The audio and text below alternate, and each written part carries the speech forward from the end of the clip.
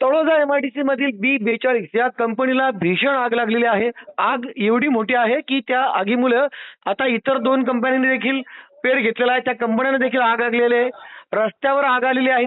खूप लोक त्या ठिकाणी जमलेले आहेत. राष्ट्रवादी काँग्रेसचे युवा अध्यक्ष मंगेश नेरुळकर जे पेंदरचे आहेत आणि ते त्या ठिकाणी पोहोचलेले आहेत. त्या ठिकाणी ते स्वतः पाहत आहेत की खूप मोठ्या प्रमाणात आग लागलेली आहे. मंगेशजी, नक्की काय झालेलं मला सांगा. राजेसाहेब, ती कंपनी होती B10, ही केमिकल स्टोरेजची कंपनी होती. त्या ठिकाणी भीषण अशी आग लागली. त्या आग लागल्यामुळे आजूबाजूच्या इतर देखील कंपन्यांना आग लागली. बरं, सध्या फायर ब्रिगेडची तिथे गाडी वगैरे आता पोहोचलेली आहे का?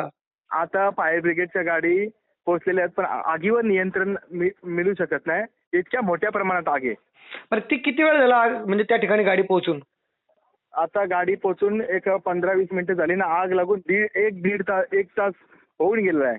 म्हणजे आग 1 तासापूर्वी लागली होती आणि फायर ब्रिगेडची गाडी आता त्या ठिकाणी पोहोचलेली आहे.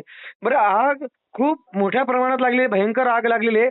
तिथे काही कोणी मनुष्य वगैरे किंवा कोणी कामगार वगैरे अटकलेले आहेत का आतमध्ये? नाही, असं काही घटना घडलेली नाहीये. कामगार वगैरे त्या ठिकाणी काही अडकले नाहीये. कारण म्हणजे कसं काय, कंपनीत बंद होती का मग ती? आज स्टोरेजची कंपनी असल्यामुळे कंपनी आज ती बंद होती. हां. रात्रीच्या वेळेला कंपनी बंद असते.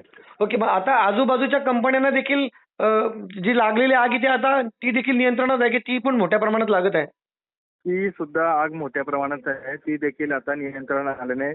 त्या बाजूला तलोजा MIDCच्या कंपन्यांचा नाला होता. त्या नाल्यामध्ये केमिकल सांडलेलं होतं. त्या केमिकलला देखील ती आग पकडली.